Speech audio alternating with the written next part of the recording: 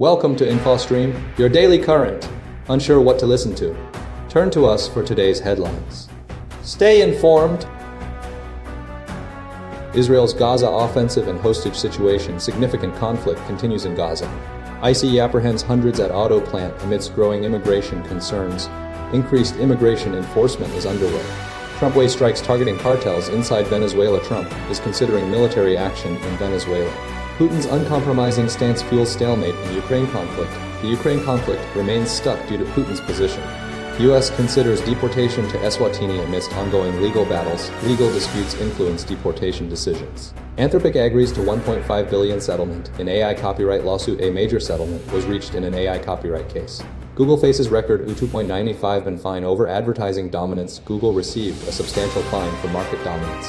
Devastating landslide in Sudan sparks rescue efforts amidst ongoing conflict. Rescue operations are ongoing in Sudan due to the disaster and conflict. Russia tightens digital control through app restrictions and blackouts. Russia is increasing its control over digital information. Trump administration strike sparks legal scrutiny. A recent strike is facing legal challenges.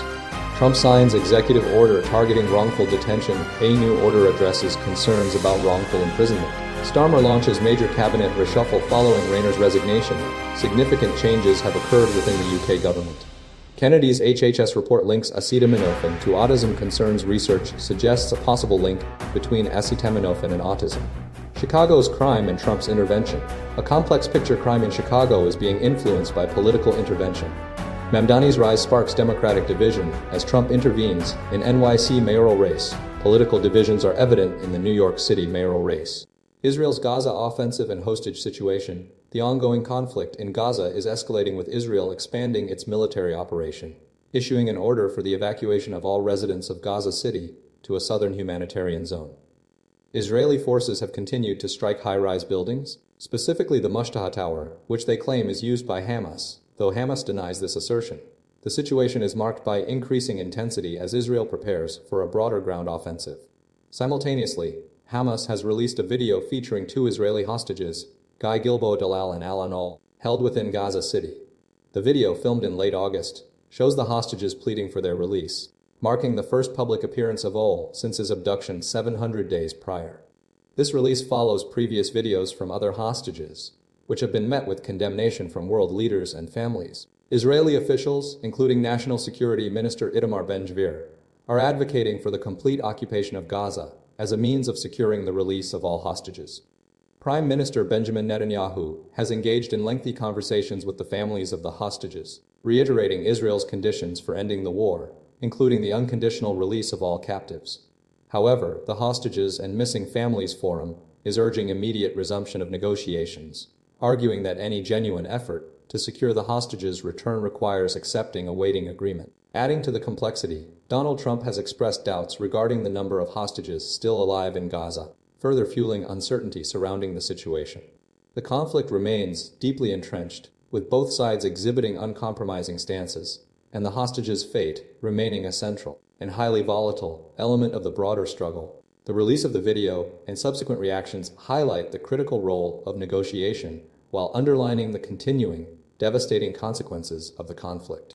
ICE apprehends hundreds at auto plant amidst growing immigration concerns. Recent news reports detail a significant operation by Immigration and Customs Enforcement, ICE, resulting in the arrest of over 475 individuals at a Hyundai auto plant in Elabel, Georgia.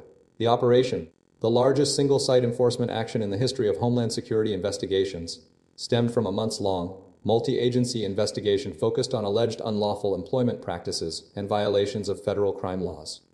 Participating agencies included ICE, Homeland Security Investigations, the Georgia Department of Public Safety, the Department of Labor's Office of Inspector General, the FBI DEA, U.S. Customs and Border Protection, the Bureau of Alcohol, Tobacco, Firearms and Explosives, and the IRS. The investigation centered on scrutinizing employment and recruitment records, correspondence with federal officials, and immigration documents. The operation's targets included workers involved in the construction of Hyundai's electric vehicle and battery manufacturing facilities, a joint venture between Hyundai and LG. The raid effectively halted construction at the Hyundai Metaplant, a 900-acre complex in Bryan County. Simultaneously, a separate situation is unfolding in Paris, France, where a surge in international tourism is prompting local residents to express concerns. Locals in Montmartre are describing the situation as a Disneyfication of their neighborhood, citing overwhelming crowds of tourists taking photos and disrupting the area's traditional atmosphere.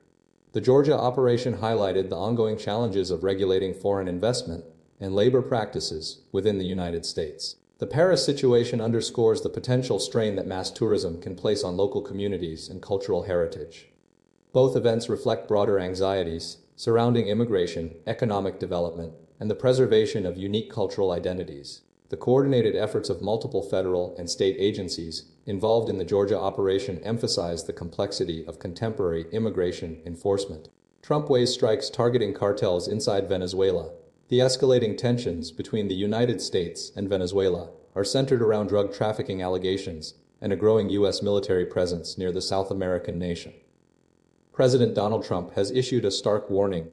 Venezuelan jets endangering U.S. ships will be shot down, signaling a significant escalation in the administration's approach to the Maduro regime. This follows a U.S. strike against a vessel allegedly carrying drugs from Venezuela, resulting in 11 deaths and a subsequent increase in U.S. naval and air assets in the Caribbean. The administration's strategy involves a multi-pronged approach, including pressure on Maduro and targeting drug cartels operating within Venezuela. Trump has repeatedly characterized Maduro as a narco-terrorist and a fugitive head of a cartel, citing U.S. indictments. The U.S. is seeking to leverage this designation to utilize every tool available, including the Pentagon, to dismantle the trafficking network. A key element of this strategy involves exploring potential strikes against cartel targets within Venezuela. While Trump initially stated that regime change was not a priority, he emphasized the need to combat the flow of drugs into the U.S. The administration is actively seeking to exploit the potential for internal conflict within Venezuela, hoping that pressure on Maduro's regime would lead to a shift in power. The U.S. has significantly bolstered its military presence in the region, deploying warships, fighter jets, and thousands of sailors and Marines to the Caribbean. This move is intended to send a clear signal to Maduro and exert influence over the situation. The administration is also doubling the reward for information leading to Maduro's arrest to $50 million. Despite the heightened rhetoric and military buildup, the U.S. continues to coordinate with Venezuelan officials on deportation flights and has recently reissued a license for Chevron to resume oil operations in Venezuela. However, the administration remains skeptical of Maduro's legitimacy and the extent of Venezuela's involvement in the drug trade. The situation remains complex, with differing opinions among U.S. officials regarding the best course of action. While some advocate for a more direct intervention, others caution against escalating the conflict and highlight the potential legal and logistical challenges. The administration's approach is characterized by a willingness to explore all options, including targeted strikes, to achieve its objectives. Putin's uncompromising stance fuels stalemate in Ukraine conflict. Recent developments surrounding the Ukraine conflict reveal a deeply entrenched and uncompromising stance from Russian President Vladimir Putin, significantly hindering prospects for a swift resolution. Western efforts to secure a ceasefire and establish security guarantees for Ukraine are facing considerable resistance, driven by Putin's strategic calculations and shifting international alliances. Following a meeting in Vladivostok, Putin unequivocally declared that any deployment of foreign troops, including peacekeepers, to Ukraine would be considered legitimate targets for destruction, reflecting a heightened sense of threat and a determination to maintain control. This position, bolstered by diplomatic successes in China and the support of figures like Donald Trump, has solidified Russia's narrative and undermined Western initiatives. A coalition of the willing, comprising 35 nations led by France, convened to discuss potential security guarantees for Ukraine. Despite this gathering, significant disagreements persist. While 26 countries formally committed to deploying troops via land, sea, or air, the U.S. has ruled out ground forces, and Western leaders acknowledge the difficulty in persuading Putin to alter his course. Trump's continued engagement with Putin, including suggestions of a direct meeting in Moscow with Zelensky, further complicates the situation. Zelensky vehemently rejected this proposal, viewing it as evidence of Russia's lack of genuine intent to negotiate. The conflict remains characterized by escalating violence, with recent attacks resulting in civilian casualties, and Russia's continued military operations despite international efforts to establish a ceasefire. Despite acknowledging light at the end of the tunnel, Putin's vision for Ukraine's future remains firmly aligned with Russian strategic objectives. The UK's military leadership, exemplified by Admiral Tony Radakin, emphasizes the ongoing threat posed by Russia and the necessity of continued Western support for Ukraine. The divergent priorities: Ukraine and its allies prioritizing a ceasefire, while Russia seeks to maintain control and reshape the geopolitical landscape, suggest a prolonged and uncertain future for the conflict. U.S. considers deportation to Eswatini amidst ongoing legal battles. The Trump administration is escalating its efforts to deport Kilmar Abrego Garcia, a 30-year-old Salvadoran man, primarily through a series of legal challenges and shifting deportation destinations.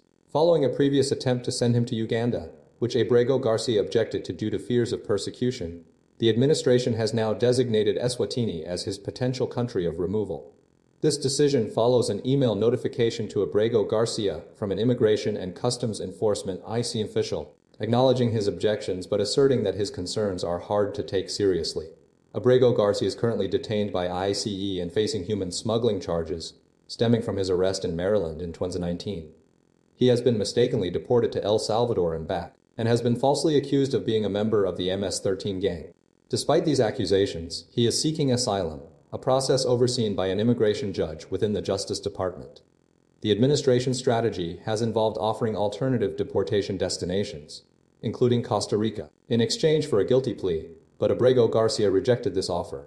Eswatini, a small African nation governed by a monarch, is one of 4 countries, alongside Rwanda, South Sudan, and Uganda, that have entered into an agreement with the Trump administration to accept foreign deportees. Analysts suggest this arrangement may be driven by Eswatini's significant trade relationship with the United States, particularly in the sugar industry. An immigration judge recently ruled that Abrego Garcia cannot be deported until at least early October, pending testimony from administration officials regarding their deportation efforts. The legal battles highlight the administration's continued crackdown on immigration and the complex legal challenges faced by individuals in deportation proceedings. The administration's shift to Eswatini underscores the difficulties in securing a suitable destination for Abrego Garcia, given his stated fears, and the legal hurdles he continues to encounter. The case represents a significant challenge to the administration's immigration policies and the broader legal landscape surrounding deportation proceedings. Anthropic agrees to $1.5 billion settlement in AI copyright lawsuit. Anthropic, the artificial intelligence company behind the Claude chatbot, has reached a landmark $1.5 billion settlement with a group of authors who accused the company of illegally using their books to train its AI models. The agreement, pending approval from U.S. District Judge William Alsup, represents the largest publicly reported copyright recovery in history. The lawsuit was filed by authors Andrea Bartz, Charles Graeber, and Kirk Wallace Johnson, who alleged Anthropic unlawfully utilized over 7 million pirated books to develop Claude. Judge Alsup initially ruled in June that Anthropic's use of the author's work constituted fair use in training Claude, acknowledging the transformative nature of the AI's learning process. However, he also found that Anthropic violated the author's rights by maintaining a central library of these pirated books. A trial was scheduled for December to determine the specific damages, with potential liability reaching hundreds of billions of dollars. The settlement signifies a pivotal moment in the ongoing legal battles surrounding AI and copyright. It addresses concerns raised by numerous authors, news outlets, visual artists, and others who claim tech companies are exploiting their work to train generative AI systems. The core issue revolves around the legality of using copyrighted material without permission, a debate that continues to shape legal interpretations of fair use in the context of AI development. The proposed settlement is a significant step towards resolving these disputes and establishing guidelines for AI companies regarding the acquisition and utilization of creative content. It sets a precedent, potentially influencing future legal actions and encouraging greater cooperation between AI developers and content creators. Legal experts believe this settlement could spur more robust mechanisms for compensating human contributors whose work fuels the development of AI-generated content. The case highlights the complexities of balancing innovation with intellectual property rights in the rapidly evolving landscape of artificial intelligence. Google faces record $295 billion fine over advertising dominance. The European Commission has levied a record $2.95 billion fine against Google for abusing its dominance in the online advertising technology sector. This decision, announced on Friday, stems from accusations that Google intentionally favored its own advertising exchange, AX, over competing exchanges, a practice known as self-preferencing. The Commission's investigation revealed that Google deliberately boosted AdX, leading to higher costs and reduced revenues for competitors and publishers. These increased costs were allegedly passed on to consumers through more expensive services.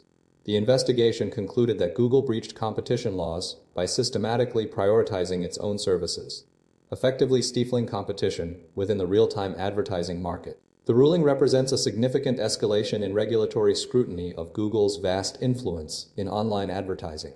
The Commission's findings highlight concerns about Google's control over the flow of digital advertising revenue and its potential to disadvantage smaller players in the industry. Google has vehemently contested the fine, asserting that it is wrong and intends to appeal, citing potential negative impacts on thousands of European businesses.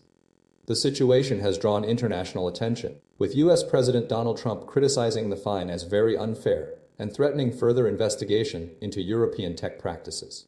Trump's intervention underscores the broader tensions between the EU and the U.S. regarding tech regulation and trade. The Commission's decision is a landmark case, signaling a stronger stance against tech giants and potentially setting a precedent for future antitrust actions. The order mandates an end to Google's self-preferencing practices and requires the company to pay the substantial penalty, representing a critical step toward restoring competition within the digital advertising landscape. Devastating landslide in Sudan sparks rescue efforts amidst ongoing conflict. A catastrophic landslide in Sudan's western Darfur region has triggered a desperate rescue operation involving villagers using their hands to reach buried victims, according to Save the Children. The disaster, caused by heavy rainfall on Sunday, has resulted in widespread destruction and a disputed death toll. While the National Health Ministry reports only 2 recovered bodies, an armed group claims the number could be as high as 1,000, including an estimated 200 children. Save the Children indicates at least 373 bodies have been recovered from the impacted Tarsin area, encompassing 5 villages. The rescue efforts are complicated by the ongoing civil war in Sudan, which significantly hinders operations. The conflict between the Rapid Support Forces, RSF, and the Army has displaced 12 million people and created a broader humanitarian crisis. Access to the remote area has been extremely challenging, with aid workers traveling nearly 14 miles on donkey to deliver the initial humanitarian supplies. Independent verification of the landslide's impact has been difficult due to the area's remoteness. However, satellite imagery identified 9 buildings and structures washed away. The situation is compounded by conflicting casualty figures, highlighting the complexities of assessing the disaster's full scope. The scale of the devastation is described as one of the most tragic and large-scale disasters in the region's history. The ongoing conflict further exacerbates the situation, creating a layered crisis demanding immediate attention. The humanitarian situation in Sudan remains dire, with the potential loss of life and displacement reaching alarming levels. The situation underscores the urgent need for international assistance and a resolution to the ongoing conflict to facilitate effective rescue and recovery efforts. Russia tightens digital control through app restrictions and blackouts. Recent developments reveal a concerted effort by the Russian government to exert greater control over digital communication and internet access. The core strategy involves restricting access to popular messaging apps, primarily WhatsApp and Telegram, alongside the aggressive promotion of a state-approved super app called Max. Following a mid-August decree, calls through WhatsApp and Telegram are now blocked, coinciding with the mandatory pre-installation of Max on all new devices. This move is fueled by concerns regarding data security and alleged exploitation by scammers, despite official claims to the contrary. The government's actions mirror China's approach with WeChat, raising concerns about potential surveillance and censorship. Simultaneously, Russia is implementing widespread internet blackouts across numerous regions, ostensibly to mitigate the threat of Ukrainian drone attacks. These disruptions, affecting up to 77 regions concurrently, have created significant logistical challenges for residents, impacting access to information, transportation, and business operations. Authorities justify the blackouts as a necessary defensive measure, although some experts question their effectiveness. Max, developed by VK's owner of the country's largest social network, is being heavily promoted through celebrity endorsements and is intended to become the dominant digital platform. However, Max's privacy policy allows for data sharing with government bodies, raising serious concerns about potential misuse and surveillance. Existing restrictions on VPN usage and bans on advertising for VPNs further limit users' ability to circumvent government control. The government has also implemented new regulations targeting online content, including bans on searching for extremist materials and blocking advertisements linked to extremist organizations. These measures effectively silence dissent and limit access to information. The ongoing digital restrictions, combined with the frequent internet blackouts, represent a significant shift towards a state-induced digital detox, impacting daily life and raising fundamental questions about freedom of expression and digital rights within Russia. The situation underscores a sustained effort to consolidate state power within the digital sphere, with lasting implications for its citizens. Trump administration strike sparks legal scrutiny. The Trump administration's recent killing of 11 alleged drug smugglers on a speedboat in international waters has ignited significant legal and congressional scrutiny, raising questions about the justification and legality of the operation. Despite facing pressure from Capitol Hill, the administration has provided a fragmented and largely unconvincing legal rationale, leading experts to describe the situation as legal Mad Libs. The Defense Department abruptly canceled planned classified briefings for key House and Senate committees, highlighting the administration's reluctance to offer detailed explanations. The strike targeted Tren de Aragua, a Venezuelan criminal gang designated as a terrorist organization, though the administration has struggled to articulate a clear legal link between the group and the use of lethal force. Critics point out that the 2001 designation of Al-Qaeda does not automatically authorize the killing of all designated terrorist organizations, and that the administration has failed to establish that Tren de Aragua constitutes a legitimate military target under both domestic and international law. Legal experts emphasize the traditional treatment of cartel members and drug smugglers as criminals with due process rights, rather than enemy combatants. The administration's letter to Congress, penned by President Trump and delivered by Secretary of State Marco Rubio, offered little concrete detail, relying primarily on assertions of inherent commander-in-chief authority and claims of self-defense due to regional inaction against threats. The letter's vague language and lack of specific information have further fueled skepticism.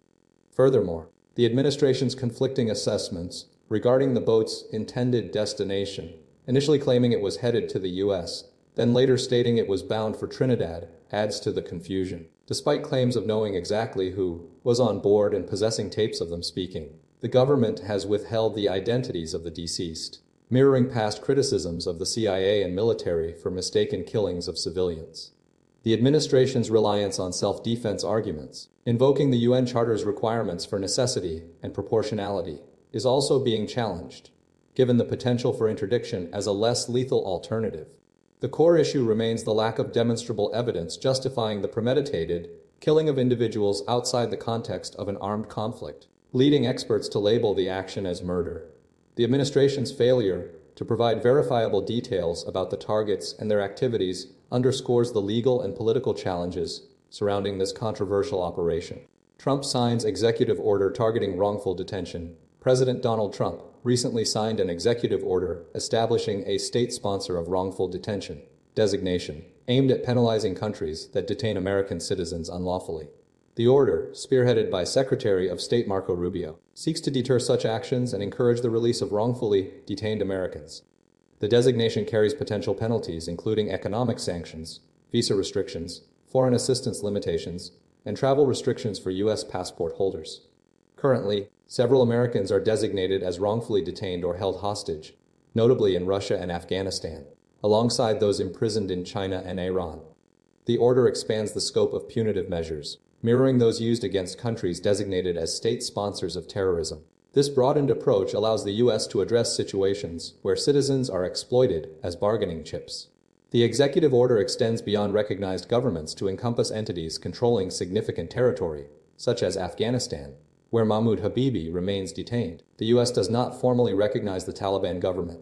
The administration will provide notice to at-risk nations, affording them a time frame to rectify the situation.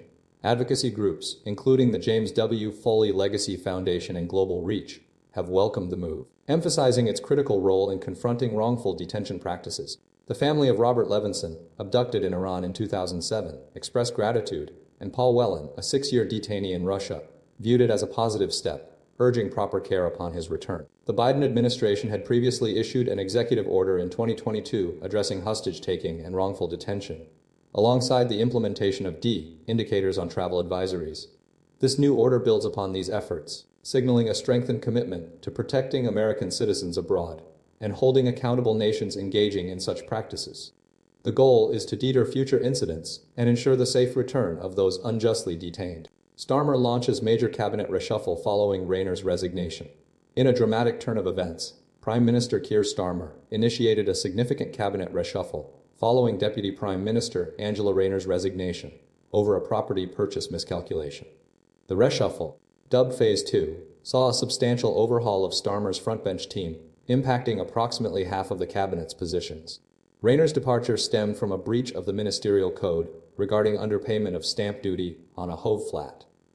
Her resignation triggered a wider restructuring, with David Lammy appointed as Deputy Prime Minister and Steve Reed assuming the role of Housing Secretary.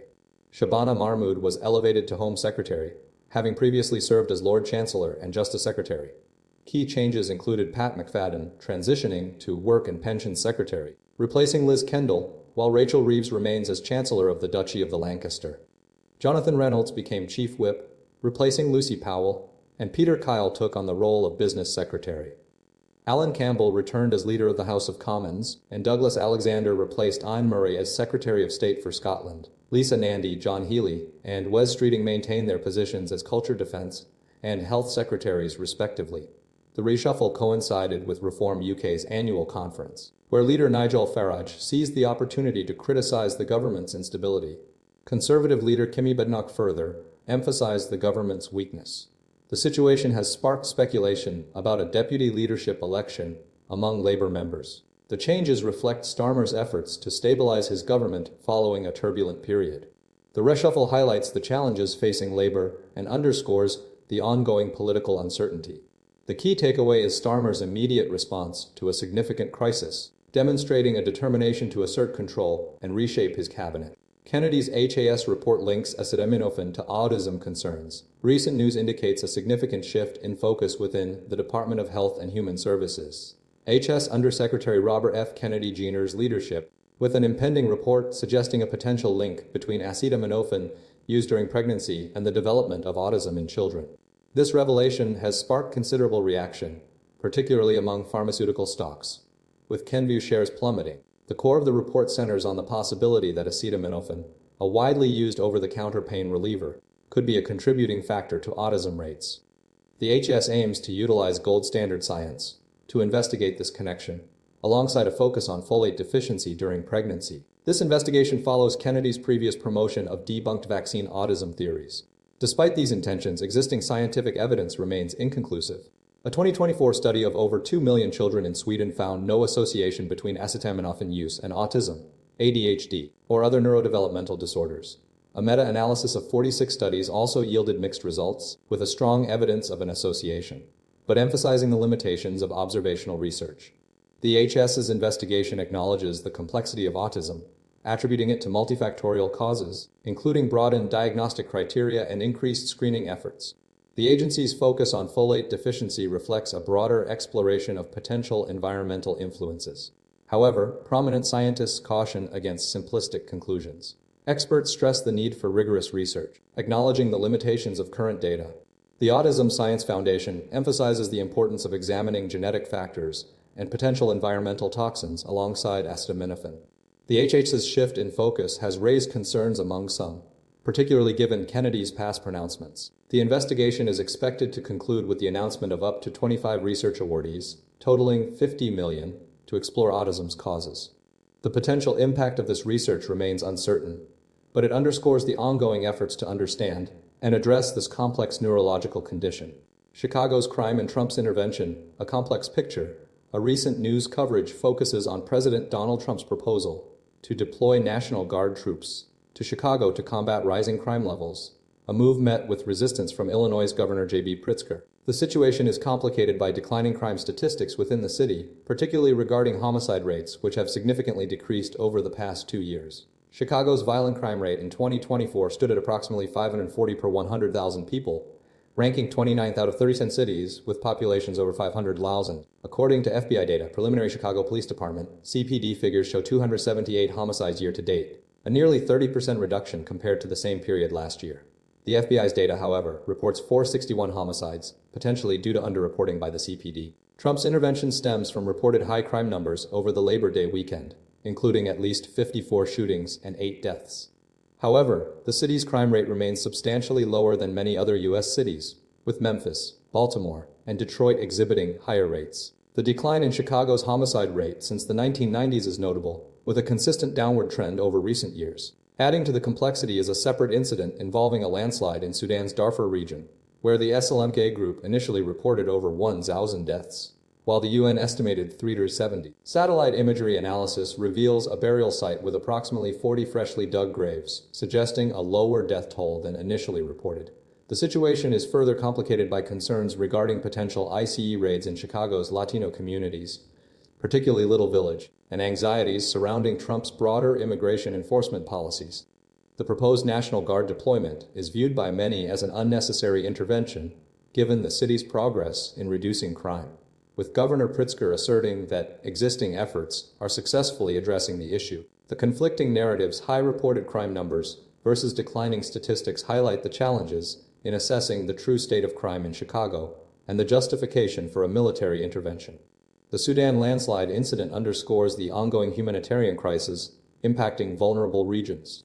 Mamdani's rise sparks Democratic division as Trump intervenes in NYC mayoral race. As President Donald Trump attempts to influence the New York City mayoral race, tensions are rising within the Democratic Party, particularly regarding State Senator Zohran Mamdani's surprising primary victory. Several prominent Democrats, including House Minority Leader Hakeem Jeffries and Senate Minority Leader Chuck Schumer, remain hesitant to publicly endorse Mamdani, creating a significant divide. This reluctance is fueled by Trump's active interference, specifically his attempts to push candidates out of the race and his negotiation with Mayor Eric Adams over a potential ambassadorship.